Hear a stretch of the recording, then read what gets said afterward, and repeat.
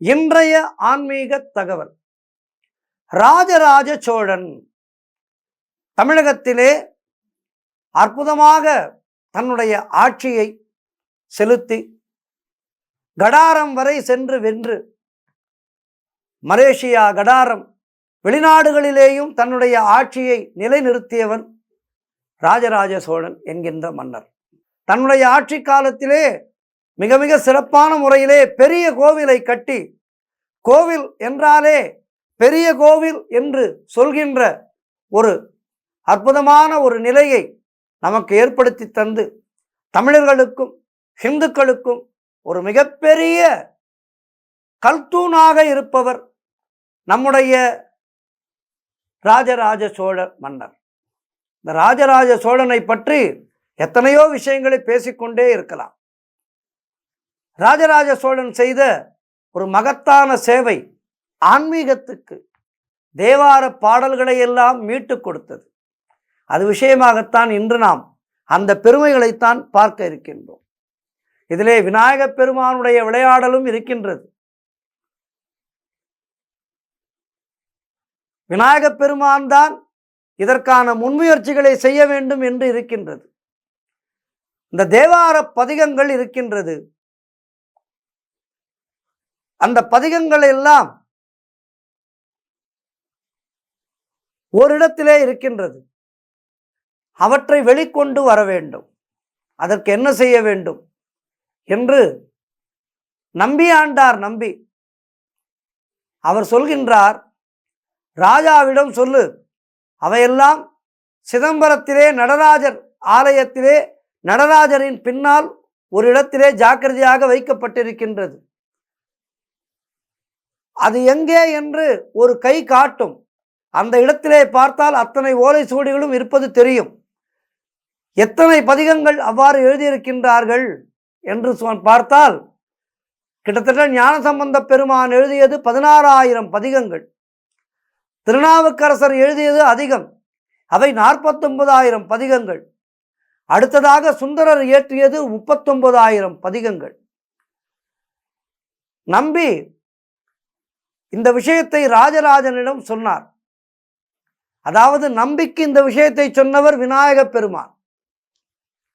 விநாயகப் பெருமான் தான் நம்பியாண்டார் நம்பியிடம் இதனை சொல்லி இந்த பதிகங்கள் எல்லாம் நமக்கு கிடைப்பதற்கு அருள் புரிந்தவர் விநாயகப் பெருமான். விநாயகப் பெருமான் சொன்ன இடத்திலே ராஜராஜ சோழன் தேட அங்கு கரையான் தின்றது போக ஒரு சில மட்டுமே காணப்பட்டது.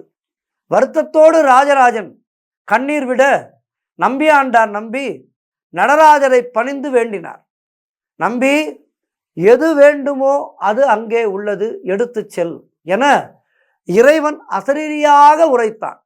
இது நடந்தது சிதம்பரத்திலே. ஆர்வத்தோடு அரசன் உடனே அந்த ஓலைச்சுவடிகளை எல்லாம் படி, அந்த ஓலைச்சுவடிகளை எல்லாம் நகல் எடுக்க ஏற்பாடு செய்தார். இன்றைய தமிழ் கூறும் நல்லுலகம் இந்த சீரிய தொண்டு புரிந்த நம்பியாண்டார் நம்பிக்கும் ராஜராஜ சோழனுக்கும் தலைவணங்கி கடன் பட்டிருக்கின்றோம் நாம் எல்லோரும்.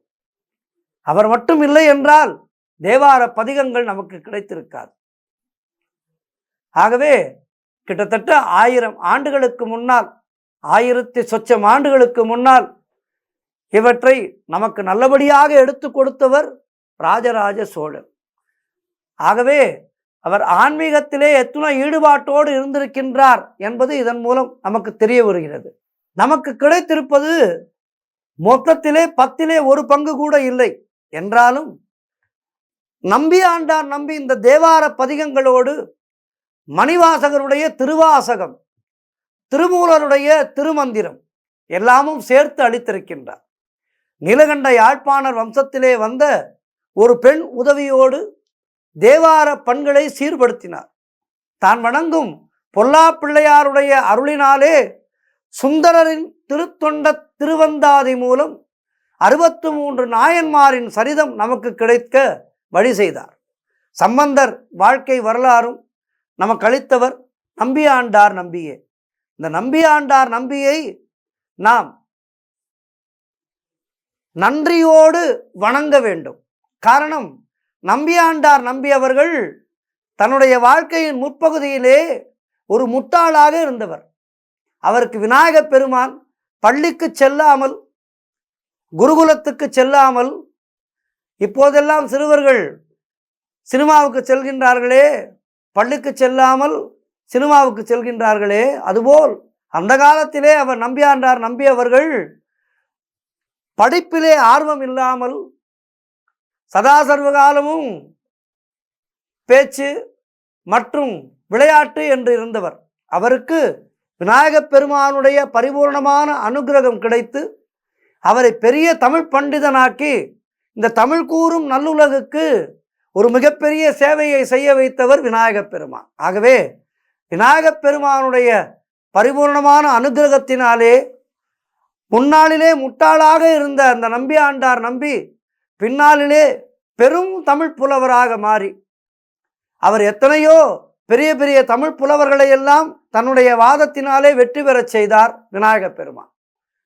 ஆகவே விநாயகப் பெருமானுடைய அருள் இருந்துவிட்டால் நமக்கு எல்லாமே கைகூடும் என்பதற்கு நம்பியாண்டார் நம்பியினுடைய வாழ்க்கை நமக்கெல்லாம் ஒரு உதாரணம். நம்பியாண்டார் நம்பி மட்டும் இல்லை என்றால் நமக்கு தேவாரம், திருவாசகம் போன்ற பொக்கிஷங்கள் கிடைத்திருக்காது. ஆகவே இந்த பொங்கல் திருநாளை கொண்டாடி கொண்டிருக்கின்றோம். இந்த அற்புதமான வேளையிலே தமிழினுடைய பொக்கிஷங்களான தேவாரம், திருவாசகம் போன்றவற்றையெல்லாம் நமக்கு மீட்டெடுத்து கொடுத்த ராஜராஜ சோழனுக்கும் நம்பியாண்டார் நம்பிக்கும், இதையெல்லாம் அவர்கள் செய்வதற்கு காரணமாக இருந்த விநாயகப் பெருமானுக்கும் நன்றி சொல்லி விநாயகப் பெருமானை வணங்கி இன்றைய நாளில் விடைபெறுகிறேன். நன்றி, வணக்கம்.